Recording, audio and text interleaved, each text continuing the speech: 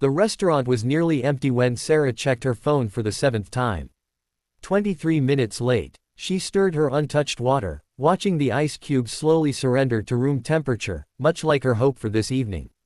At 34, she'd been on enough blind dates to know the signs. This one was already filing itself into the disaster category before it had even begun. Her best friend Rachel had sworn this would be different. Mark is amazing, she'd gushed. Successful architect, volunteers at the animal shelter, and Sarah, he's genuinely kind. That's rare. Sarah had rolled her eyes but agreed anyway, because what did she have to lose besides another Friday night and a few more fragments of her optimism? She was contemplating whether to order an appetizer out of sheer defiance when she heard them, small footsteps approaching her corner table. Sarah looked up to find 2 children standing before her, a boy and a girl, neither older than 8. The girl had ribbons in her braided hair, and the boy clutched a worn stuffed dinosaur against his chest. They were staring at her with identical expressions of nervous determination. "Are you Sarah?" the girl asked, her voice carrying that peculiar confidence children sometimes possess. Sarah blinked, confused. Yes. Our dad is running late," the boy announced solemnly. "He asked us to tell you he's really sorry and he'll be here in 15 minutes. Maybe 20. Sarah's mind raced through possibilities, none of them making sense. "Your dad. Is your dad Mark?" "Yep." The girl brightened. "I'm Emma, and this is my brother Tyler. We're 7 and 6. Well, I'm 7.5, but Tyler just turned 6 last month, so." "Emma," Tyler interrupted, "we should sit down. You're talking too much again." Without waiting for Sarah's permission, both children climbed into the booth across from her. Emma smoothed her dress carefully while Tyler positioned his dinosaur on the table, making it look at Sarah. "Rex wants to know if you like dinosaurs," Tyler said seriously. Sarah felt her earlier irritation dissolving into something close to amusement. "I do like dinosaurs. The Stegosaurus was always my favorite." Tyler's eyes widened with approval.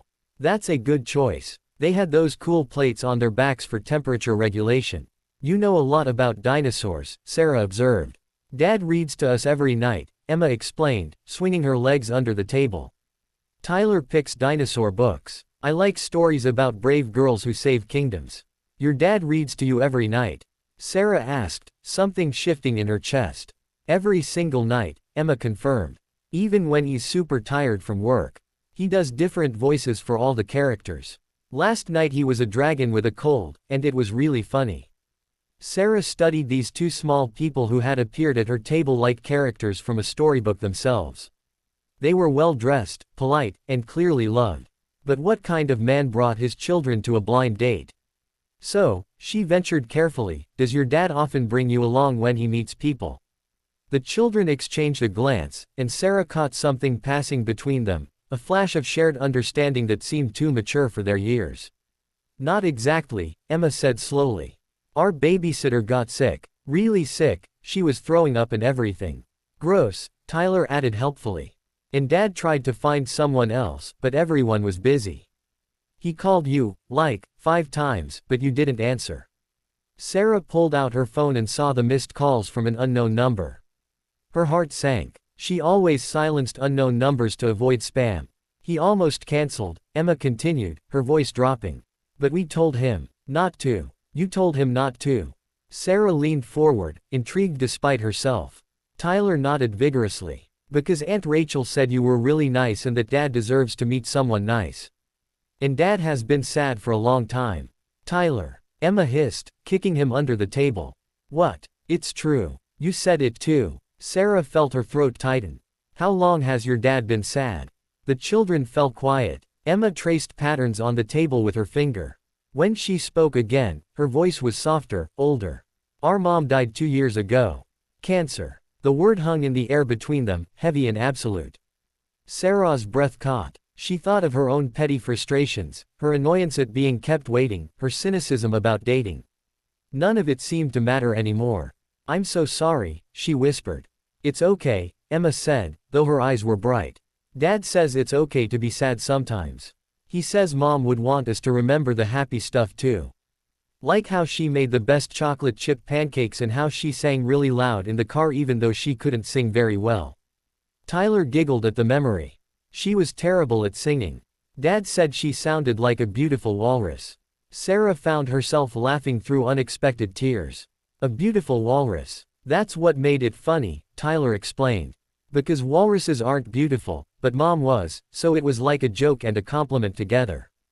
Emma leaned across the table conspiratorially. We're not supposed to tell you all this. Dad said if we came, we should just say he's running late and then sit quietly. But you seem really nice, and your dress is pretty, and I think Dad will like you. Emma, Tyler warned. I know. But look at her. She didn't get mad when we showed up. She asked Rex about his favorite dinosaur. She laughed at the walrus story. Mom would have liked her. Sarah didn't know what to say. She was overwhelmed by these two small humans, their honesty, their resilience, their fierce love for their father. She'd come here expecting small talk and perhaps a mediocre meal. Instead, she'd been given something precious, a glimpse into a family that had survived the unsurvivable and was still trying to find joy. Can I tell you something? Sarah said, deciding to match their honesty with her own. I almost left before you got here. I was feeling sorry for myself because I thought I'd been stood up. I forgot that everyone has their own story, their own struggles. You two just reminded me about kindness. Dad says kindness is the most important thing, Tyler said. Even more important than being smart or strong. Your dad sounds like a very wise man. He is, Emma agreed. And he's really funny, and he makes really good macaroni and cheese from the box, and he always keeps his promises. He promised he'd be here, so he'll be here. As if summoned by her words, a man appeared beside their table. He was slightly disheveled, his tie loosened, his hair wind-blown. He carried a suit jacket in one hand and what appeared to be a child's forgotten backpack in the other. His eyes, when they met Sarah's, were kind and exhausted and deeply apologetic. Sarah, he asked. I'm Mark. I am so sorry. I know this is completely inappropriate and probably the worst first impression in the history of blind dates. Dad, Emma interrupted, we already told her everything. About the babysitter and how you called and about Mom and the walrus thing. Mark's face went pale. You told her about Emma. Tyler, we talked about this. But Dad, she's nice. Tyler protested. Look, Rex likes her. Mark closed his eyes briefly, and Sarah watched him gather himself, this man who read bedtime stories in character voices, who kept his promises, who was raising two remarkable children while carrying his own grief. Sarah stood up and extended her hand. It's nice to finally meet you, Mark. Your children are wonderful. And for what it's worth, I think the beautiful walrus line is one of the most romantic things I've ever heard. Mark's eyes widened, and then, slowly, he smiled. It was a smile that transformed his tired face, that reached his eyes and made them crinkle at the corners. It was a smile that hinted at the man he must have been before loss reshaped him, and the man he might become again. They are pretty wonderful, he agreed, ruffling Tyler's hair. Even when they completely ignore instructions and spill family secrets to strangers. We're helping, Emma said with dignity. You're something, Mark laughed. He looked at Sarah helplessly. I understand completely if you want to run. This is beyond unconventional. Sarah looked at the three of them, this imperfect, beautiful, brave little family, and felt something she hadn't felt in years. Not just hope, but certainty. Actually, she said, settling back into her seat, I was just about to hear Tyler's thoughts on the Triceratops. And Rex here has more questions about my dinosaur preferences. So if you don't mind, I think we should order some dinner. I have a feeling this is going to be a long conversation. Emma squealed with delight. Tyler made Rex do a victory dance. And Mark, still standing there with his jacket and backpack, looking utterly overwhelmed, mouthed two words at her, thank you. Sarah smiled back, and in that moment, she understood that sometimes the best things in life don't go according to plan. Sometimes they show up 23 minutes late with two extraordinary children and a stuffed dinosaur named Rex. Sometimes kindness means showing up anyway. Sometimes it means staying.